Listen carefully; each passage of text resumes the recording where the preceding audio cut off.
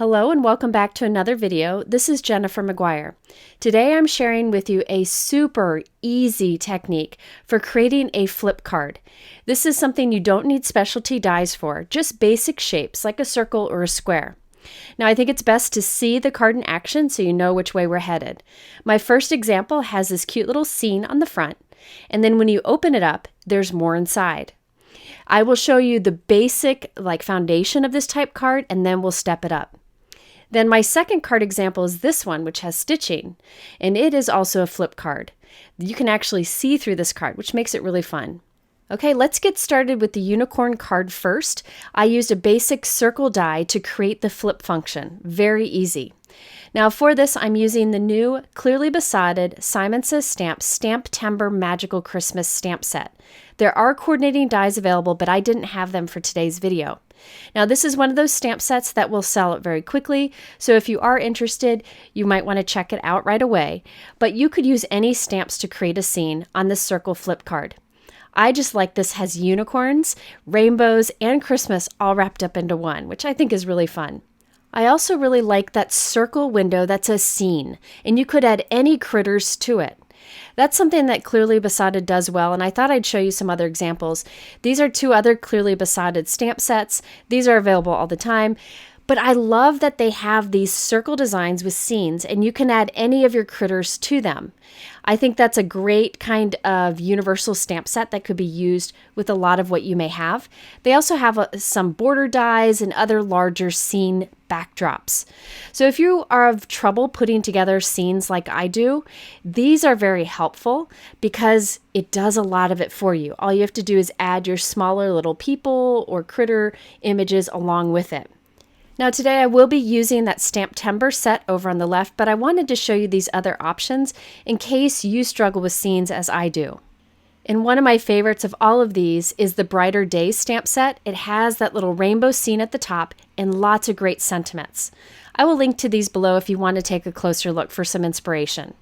Okay, so I stamped the round window and a couple of the unicorns from the STAMPtember stamp set. I stamped them with Gina K Amalgam Black ink on Neenah Classic Crest Solar White cardstock. I'm going to be using Copic markers, and that ink and paper work great for me. Now, I struggle with coloring. I've mentioned this before. I'm okay at it, but I really struggle with it. So I like to make it easier for myself. I wanted to have a rainbow mane and tail on my unicorn, but I didn't want to take the time to blend the colors. So I drew little lines in the mane and tail so I could do each section a different color. That just makes it easier for me. Don't be afraid to alter any of your images to make them different or to make them easier to color. Do whatever works for you. Now this mountain back here, I was having a hard time with what to do on that mountain. I even texted my friend Callie and I said, what do you think about this mountain? I decided to do a snowtop mountain. So I did a search on mountain illustrations, found some inspiration for it, and ended up drawing a little snow on the top of that mountain. Then I went with my Copic markers and I did some basic coloring. Now, I'm not going to show all this because I don't do much fancy with the Copic markers, but I thought I would show you this in case you want to take a screenshot so you can learn what colors I used for my particular images. After doing the coloring, it's time to create the flip feature. I'm cutting out that circle scene with one circle die. Then I'll need a slightly bigger one for the flip feature. You could actually use the same die for both if you prefer, which I'll do in the second video. But today I'm using two circle dies. One is a little bit smaller than the other. I'm using the little bit smaller one to cut out my little scene. I'm actually choosing to cut off the outside circle and faux stitching around it. You could leave it on if you wanted to. That was just the look I wanted to go for. So now we're done with that smaller die for now. We'll just set that aside, and I'll use the slightly larger die for the flip feature. I'm first cutting it from some scrap cardstock, and I'll fold it right in half. Now where the score line is on this circle is halfway down that circle, which will really help us out in lining this up. So there's a score line right down the center. Next, I have a piece of white cardstock that is 5.5 inches tall by 8.5 inches wide. I'm going to put a pencil line at 2 1/8 of an inch from one end. Now you could use any cardstock you want here. You could stamp on it first. You could use pattern paper, whatever you want. I'm starting out with basic white cardstock so I can show you a basic flip card. Okay, so we have that 2 1/8 of an inch from the edge. And now I'm taking that circle, the scrap circle, and I am temporarily taping it onto our card. And I'm lining up the score line on the circle with the pencil line that we just drew on the background. I'll tilt it in the light so you can see. See how the score line lines with the pencil? Then we'll take the same large circle die and we'll pop it in right over our scrap circle there. So just pop it right in place over that blue circle and then put some tape onto the die to hold it in place. This will pop in just like a puzzle piece. Now we're doing a little bit of partial die cutting. This is very easy to do. I'm demonstrating with my Spellbinders Platinum 6, but you could use whatever machine you have. I am putting the cutting plate halfway across the circle. I'm lining up the edge of my cutting plate with that pencil line we drew right down the center, remember? So it's right down the center of the circle. Anything under the cutting plate to the left will cut. Anything hanging out to the right will not cut. So we're basically cutting a semicircle. So I'll hold this and run it through. Another option you could do is just have the circle die hanging out of your plates and run it through, but I just like to offset my plates like this. I think it's easier. Now we can remove that temporary blue circle, remove the die, and there you can see our semicircle there, and it's cut right up to the pencil line. Next, I will erase that pencil line and instead score in the same place. So I'm scoring at 2 1/8 of an inch, but only up to the circle and then below it. So the score line is above the semicircle and below it. See up there and below it. You can score through the semicircle, but you really don't need to. Then I will score at 4 1/4 inches, which is halfway across this piece of cardstock. Now we will take our cardstock and fold it in half on that second score line that we just did. So I'll fold that over, reinforce it with my bone folder. Then I'll fold this back on itself where we had the partial score line right down the middle there. And there we have our flip card. That's all it is. You could stamp whatever you want on the circle in the front, whatever you want on the circle on the inside. You can do anything here. So you can keep this very clean and simple and not have many layers to it. Now I'm going to build it up because that's what I do. But believe it or not, my second card with that stitching is much simpler. So stick around for that one. So now I plan to put this little scene right there in the center. And you can see the flip circle is a little bit bigger because we used a slightly bigger die. I wanted that little white trim around it. You could definitely leave the card as is, but I thought it'd be fun to add these blue panels with the little clouds. This is easy to do. I used this Simon Says Stamp detail cloud plate. It cuts a piece that is 4 1/4 by 5 1/2 inches with little pierced clouds. I'm cutting that in half, which is at 2 1/8 of an inch. So I'll have two pieces that are exactly the same size. One will go on one side of the card, one will go on the other. Now the piece that'll go on the left-hand side, notice we need to cut a semicircle from that too. So what I do is I hold it on that little area there. I'm covering up the opening right now, but we'll fix that. And then watch this. I'm just going to flip it so that this circle goes right on top of the blue. I'm just kind of holding it there so that I can figure out where to cut my semicircle. So I'm just holding it right there, lined up. And now I'm taking that same larger circle die that we used to create the flip feature. I'm popping it in right on top of the semicircle we already have. So just pop it right there. Then I'll put some tape on it to hold it onto the blue piece. That blue piece is just being held there. Now we can slide the blue piece and the die out, run that through our die cut machine, and it'll cut a semicircle in just the right place. There are a few other ways to do this, but I found this was the easiest. Now the other piece we're putting on the right-hand side of the card. So this will be peeking out when the card is closed. I like to use a bone folder to press over that to make sure that my adhesive is really adhering. Then I'm putting adhesive on the back of the other piece and putting it all the way on the left side of the card. Now when the card's closed, it's completely blue, but when you open it up, there's just these blue panels on the side, which I think is a fun way to use that background die. Now let's add our sentiment. I'm having part of the sentiment on the front and part on the inside. The outside will say have a, then the inside will say magical Christmas. Now, this magical Christmas sentiment was actually pieced together from 2 different stamp sets, which I love to do to get new looks. Now, the magical comes from the Simon Says Stamp Magical to Me stamp set, which I've used a lot in videos. I'll just be using that bold magical word towards the top. Then for the rest of the sentiment, I'm using the Have a Magical Christmas from the STAMPtember Clearly Besotted set that I used for the scene.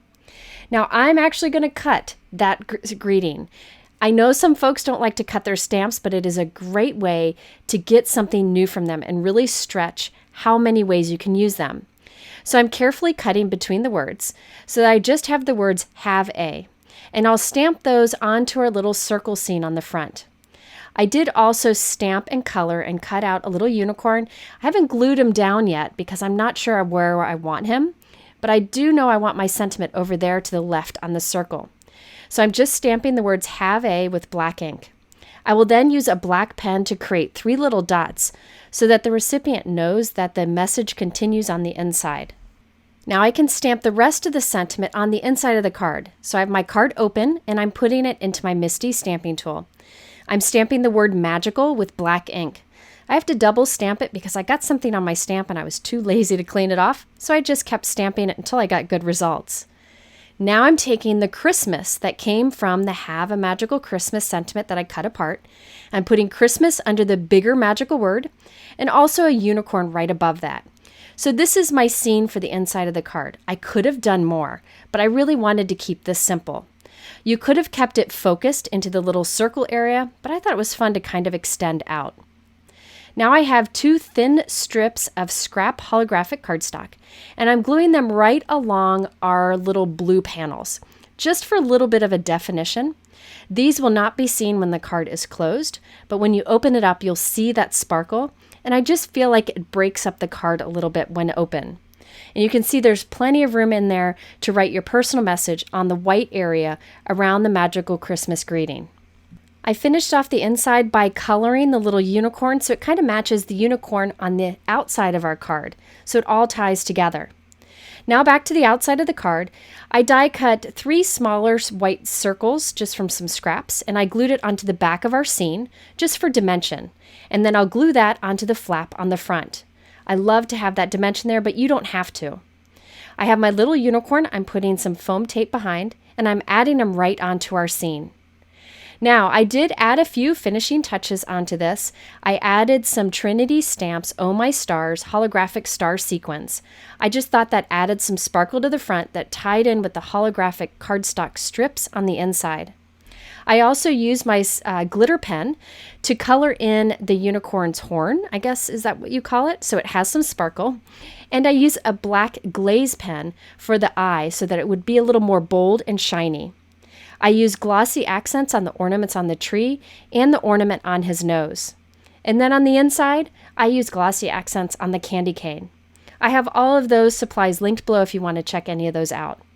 So this card was really fun for me because I got to color, but I didn't have to create a scene. I have a scene, but the stamp set did the work for me, which is a lifesaver in my case. So this is one way you can create a flip card just using circle dies. You could use any circle die, stars, squares, ovals, whatever you have. Now I thought it'd be fun to show another example, but have a completely different feel to it. It looks like a very complicated card, but you'll see it really isn't. It's just the dies that really make it stand out. Let's look at the completed card first. I have a stitched snowflake kind of image on the front, and it flips to show a greeting and a spot to write a personal message. And the cool part, all those holes are see-through. So for this, I used a few dies from Spellbinders. This is the Sparkling Mandala Stitch die set. There's the outline die and then the stitching that you can use with or without it. I did a whole video showing how to stitch with these dies. I'm not going to show the stitching in this video because I did in that other one, and I will link to it up here on the top right and in my description below for you to check out to see how to do that stitching. It's easy to do and really fun. I'm also using the new Spellbinders Circular Stitch Background Die. I'm so excited about this one. This one will be fun to stitch or leave unstitched. And I love that this plate doesn't cut around the outside edge. If you want the outside edge cut, you can use the frame with it. So you can use them together or separate. I just thought I'd show you the stitching I'm working on right now with this. Look how beautiful that is. You could do more stitching on it, less stitching. I'm not done with mine yet, but I wanted to show you what this background looks like with stitching. I will not be stitching this background today. I'm just going to be using it for its open little circles. Now on the left is another new Spellbinders die set that I'm excited about, but I don't use in this video. I thought I'd show you anyways, because it is a fun one also for stitching. It's a long one, so it's 8.5 inches long. So you could use it on slimline, 5x7, or even smaller. This is an A2 panel. There are also 2 borders, so you can cut along one edge or along both edges. There is a circle die that will cut out one of the stitching circles and a little ornament topper, so you could make little stitched ornaments. I cannot wait. So I'll be using these again in another video where I show some stitching, but today I'm just using that background die. Okay, once again, we're starting with cardstock that is 5.5 by 8.5 inches, and I'm doing a pencil line at 2 1/8 of an inch. Now this time I don't need to find the halfway line for a die like we did with the circle. I can see where the halfway line is, that top point and the bottom point of this snowflake frame or this mandala frame. So I will now take this and do partial die cutting, lining up the edge of my cutting plate with that pencil line that's halfway down that open die. And by the way, I'm making this die look like a snowflake. You can actually use other colors and make it look like a mandala, or even overlap it to do 2 and kind of offset them, and it looks like a flower. A lot that you can do with it. So there you can see we cut the left-hand side of that frame. Now I'm scoring at 4 1/4 inches, so I know where the center line is. I'm taking that circle stitch die without the frame, and I'm centering it up on the left-hand side to the left of the score line. So I'm just centering. You can see there's a little trim around the sides that is even. I'm taping that in place and running it through my die cut machine, and it creates those little holes. You can see my partially die cut snowflake there. It's fine. You just cut right through that. Now I'm taking the same die and centering it on the other half of the panel, taping that in place and running it through. This is why I like dies that don't cut the outside edge, because you can cut them whenever you want from your card. Okay, so now I erased the pencil line and I'm scoring at 2 1/8 of an inch. That's where the pencil line was. Now I scored all the way through that snowflake area. You could score just above and below it, but it really doesn't matter because I'm covering it up in this example. So I folded my piece just like I did before, and there we have our flip feature. And what's really cool is when I pop all those little dots out, this card will actually be see-through, which I think is just a fun way to do something a little unexpected. Next, I die cut my white piece that I'll use for stitching. I used the frame and the stitching hole die together and cut that. Now I took that piece and some of my thread and I went and watched the baseball game and did all of my stitching. And I'll link to that video so you can see how to do that. But I'm skipping that in today's video, and you can see my stitching done there in the bottom.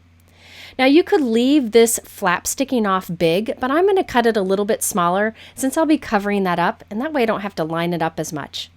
Now on top of the little flap there in the opening of the snowflake, I'm putting some adhesive. I then have another white snowflake, just a solid one, that I'm gluing right on top of it. This way I have a bright white place here where we can put our stitched snowflake in a moment. Then I open it up and I put another white solid snowflake on the other side, lining it up. That way it has a nice clean look whether the card is open or closed. On the other example, I didn't do this, but on this one it worked because remember all those little holes are see-through. So I wanted a solid place for greetings and such. Now here's another solid white snowflake. I have the adhesive facing up towards the camera and I'm lining it up with the one on the inside. Once I have it lined up, I'll close my card, which grabs a hold of that adhesive, and now that snowflake's lined up too. And that blank snowflake is where I can write my personal greeting on the inside. Now I'm putting liquid adhesive on the back of my stitched piece, and I'll put that right onto the front of the flap. And then I'll put something heavy on it while it dries. By the way, I wanted to show you the different sentiments I used on this card. For the inside white snowflake, I used a greeting from the Waffle Flower Wonderful Christmas stamp set. I love this set. There are coordinating dies to cut it out too. I stamped that with some Simon Says Stamp Surf Saturated ink. Now for the sentiment on the front, I used this adorable stamp set from My Favorite Things called Iconic Christmas Stamps. I've had this one sitting out. I definitely want to use it more. I like the greeting that says have a blessed Christmas, but it was too long for this one, so I just chose the Merry Christmas. Now I white heat embossed Merry Christmas on some dark teal cardstock and glued that right on top of our stitching. The other greetings on the inside. Now you can see once I've poked all those little holes out, this card is see-through, which I think is so much fun. I also added some Pretty Pink Posh silver gemstones to the stitching so it has a bit of sparkle. So this looks like a very complicated card design because of those little holes and because of the stitching. You could totally skip the stitching if you want. You could use layering dies here. You could do a STAMPtember, anything you want. These flip card designs work great with any symmetrical dies, such as a snowflake, heart, star, oval, circle, rectangle, square. Anything like that would work. So our first example was a circle. This one was a snowflake. Okay, so there you have really easy ways to do a flip card design. I hope you'll give this a try because really you could use any stamps and dies with it. You could go to town creating little scenes like the one I did on the left, or use some die cutting like I did on the right. Now, if you are interested in the particular supplies I used today, I linked them below in my YouTube description. I also have a visual supply list link at the top of my description. You can click it and it pulls up all the little pictures of the supplies so you can find things easily. You can also go to my blog where I have more information and more photos. In the middle here, I have a couple other videos you might like, and I thank you for spending this time with me. Have a wonderful day.